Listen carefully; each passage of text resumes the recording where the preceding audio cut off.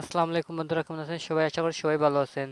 আজকে আমরা দেখবো যে কিভাবে ফেসবুক আইডি আনলক করতে হয়। তার আগে বলে দিই বন্ধুরা, আপনি যদি আমার চ্যানেলে নতুন হয়ে থাকেন তাহলে প্লিজ চ্যানেলটি সাবস্ক্রাইব করে সাথে থাকবেন।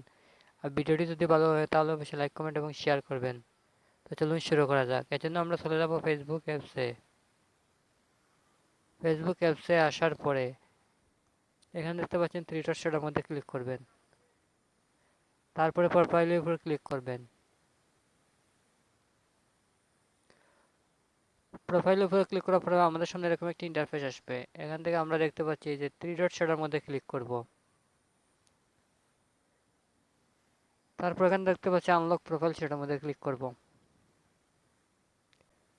তারপর এখান থেকে দেখতে পাচ্ছি আনলক নামে একটা অপশন, সেটার মধ্যে ক্লিক করব। তারপর এখান থেকে দেখতে পাচ্ছি আনলক ইয়ার প্রোফাইল, সেটার মধ্যে ক্লিক করব।